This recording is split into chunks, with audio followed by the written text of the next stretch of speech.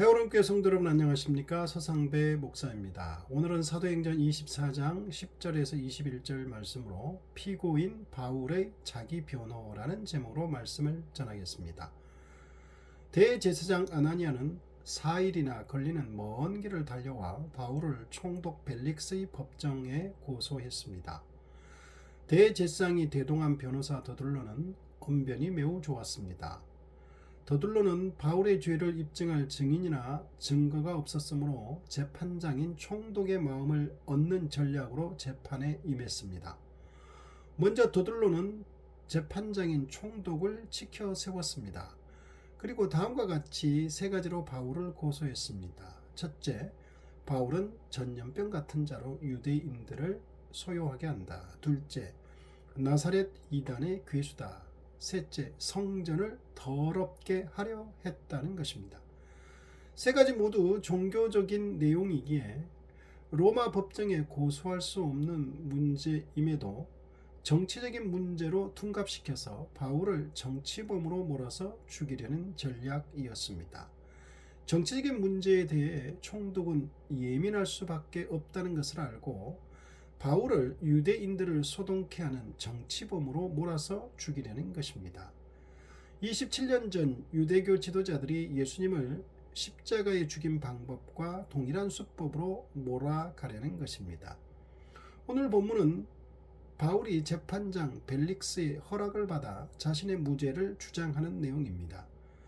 먼저 바울은 벨릭스를 재판장이라고 호칭하며 총독 앞에서 자신을 변호하게 됨을 기쁘게 생각한다고 말했습니다. 이는 재판장에 대해 정중한 예의를 표한 것입니다. 더둘로의 비굴한 아첨에 비해 절제되고 점잖은 인사말입니다. 현재의 상황은 재판정에서 벨릭스를 총독으로 보다는 재판장으로 대하고 있는 자리이므로 바울의 인사말이 상황에 더 적절하다고 할 수 있습니다. 바울은 자기 사건에 대한 변호를 시작했습니다. 법정에서 유대인들의 고소가 거짓이라는 것을 변론하려는 계획입니다. 바울이 자신을 변호한 내용을 살펴보면 다음과 같습니다. 첫째, 바울은 자신이 예배하려고 예루살렘에 도착한 지 12일밖에 되지 않았다고 했습니다. 먼저 자신이 예루살렘에 온 목적이 예배라고 정확하게 밝힙니다. 자신의 예루살렘 방문 목적이 정치적인 것이 아니라 종교적인 것임을 먼저 밝히고 있는 것입니다. 이것은 더둘로가 바울을 정치범으로 고발한 것에 대한 반대 논증입니다. 바울이 예루살렘에 머문 기간이 12일이라고 밝혔는데 그 목적은 정치적인 소요를 준비하기에는 턱없이 부족한 시간이라는 의미입니다. 자신이 예루살렘에 머문 기간이 정치적 소요를 일으키기에는 매우 짧은 기간이었음을 밝힘으로써 더둘로의 고발이 근거 없는 억지임을 증거하고 있는 것입니다. 더욱이 천부장에 의해 안토니오 요새에 붙잡혀 있던 시간과 성전에서 일주일간 정결 의식을 행했던 것을 제외하면 정말로 정치적인 소요를 일으키기에는 불가능한 시간입니다. 둘째, 고소인들은 증거를 제출하지 못했다고 합니다. 이어서 바울은 고소인들이 그가 예루살렘에 머문 12일 동안 누구와 변론하거나 소동하는 것을 보지 못했다고 단언합니다. 즉 고소인들은 법정에 자신들의 주장을 뒷받침할 증거가 없다는 것입니다. 왜냐하면 실제로 바울은 그런 일을 한 적이 없기 때문입니다. 바울은 경건한 마음으로 성전을 드나들며 일주일 동안 정결의식을 치르고 있었으므로 성전이나 예루살렘 시내에서 누구를 만나 논쟁을 벌이거나 사람들로 하여금 소요를 벌이게 할 수 없었습니다.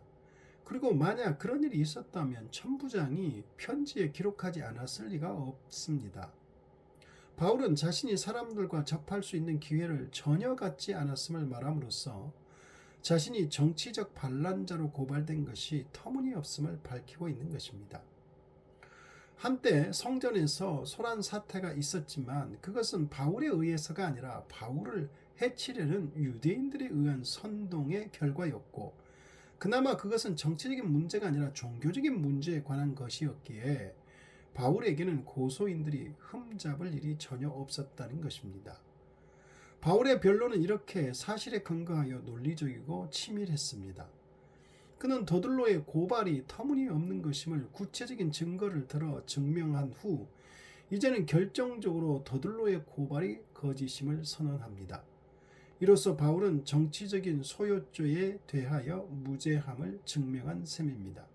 세 번째, 바울은 갑자기 고백을 합니다. 고소인들이 주장이 터무니없음을 증명한 바울은 갑자기 자신이 고백할 것이 있다고 하며 방향 전환을 합니다. 바울은 고소인들이 이단이라고 하는 도를 자신이 따르고 있음을 고백합니다. 바울은 먼저 자신에게 정치적인 문제가 전혀 없었음을 증명한 후에 이어서 종교적인 문제에 대해 변론하기 시작한 것입니다. 먼저 바울은 더들로가 이단이라고 규정한 것을 도라고 정정했습니다. 그 이유는 유대교와 이 도가 동일한 하나님을 섬긴다는 사실을 강조하기 위함입니다. 바울은 유대인들이 의인과 악인의 부활이 종말에 실현되기를 기다리는데 자신도 그들과 동일하게 믿는다고 합니다. 즉 자신이 믿는 이 도가 유대교와 전혀 다른 새로운 신을 믿는 것이 아니라는 것입니다. 이런 연속성에 대한 강조는 이 도가 유대교와 동일하게 로마법의 보호를 받아야 한다는 사실을 은근히 시사하고 있는 것입니다. 그리고 더들로가 나사렛 이단이라고 표현할 때 정치적 집단이라는 뉘앙스로 받아들이도록 사용한 것에 대해 결코 반로마적인 정치 문제가 아니라 종교적인 것임을 분명히 밝히고 있는 것입니다. 네 번째, 바울은 자신이 예루살렘을 방문한 목적을 분명하게 말합니다. 바울은 이번에 여러 해 만에 예루살렘을 방문한 것은 사람들을 정치적으로 소요하게 하거나 성전을 더럽히기 위해서가 아니라 자기 민족인 유대인들을 구제할 것과 재물을 가지고 와서 드리기 위해서라고 명확하게 방문 목적을 밝힙니다. 바울은 이방 교회들에게서 모은 구제 헌금을 그 교회 대표들과 함께 예루살렘 교회 성도들을 돕기 위해 왔습니다. 그리고 오순절에 성전에서 드리려고 제물도 가지고 왔습니다. 그리고 실제로 7일 동안 성전에서 정결 의식도 행했습니다. 바울이 그렇게 한 것을 그의 결례를 담당한 제사장들이 분명히 보았을 것입니다. 그 제사장들에게 이 사실을 확인해 보면 됩니다. 바울은 예루살렘 방문 목적이 전혀 정치적인 것이 아니고 철저히 종교적인 것임을 밝히며 자신이 그대로 실행했다는 것입니다. 마지막 다섯 번째, 바울은 고소인이 바뀌었다고 주장합니다. 성전에서 바울이 성전을 더럽혔다고 누명을 씌워서 폭동을 일으킨 자들은 아시아에서 온 유대인들임을 바울은 밝히고 있습니다. 만약 그들의 주장이 옳다면 그들이 당연히 이 소송에 참석해서 총독의 법정에 바울을 고발해야 한다는 것입니다. 그러나 그들은 오지 않았습니다.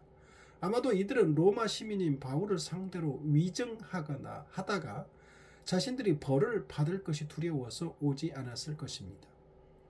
바울과 사건에서 직접 연관된 자들이 고소하고 증언해야 하는데 오히려 그들은 오지 않고 문제가 일어난 그 자리에 있지도 않았던 제3자인 대제사장과 장로들이 고소한 것이므로 근본적으로 문제가 있다는 것입니다.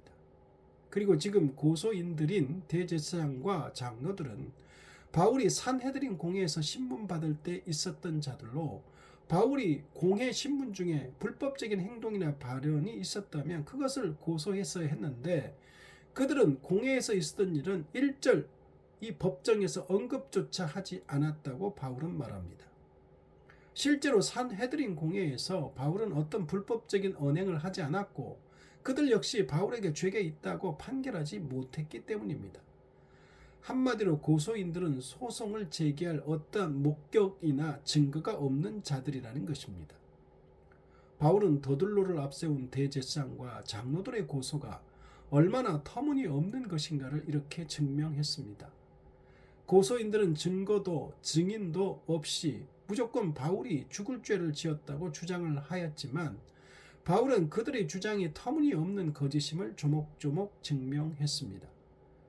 고소인들이 고소할 자격도 없는 자들이고 자신을 정치범으로 고소했는데 정치적인 소요를 일으키기에는 시간적으로도 불가능함도 증명했습니다. 이 고소 사건이 정치적인 것이 아니라 종교적인 것임도 증명했습니다. 그럼에도 재판장은 정치를 해야 하는 총독이었습니다. 재판장 총독 벨릭스는 자신을 위해 정치적인 고려를 해 재판을 연기해 버렸습니다. 바울에게 죄가 없다는 것이 명백해졌지만 유대인들의 반발을 고려해 시간을 끄는 쪽으로 선택을 한 것입니다. 그럼에도 주님은 총독의 정치적인 결정을 통해서도 바울을 지키고 계셨습니다. 우리는 하나님께서 온 세상을 통치하심을 믿고 어떤 일이 일어나거나 결정되든지 우리에게 결국 선하게 이루어질 것을 알아야 합니다. 기도하겠습니다.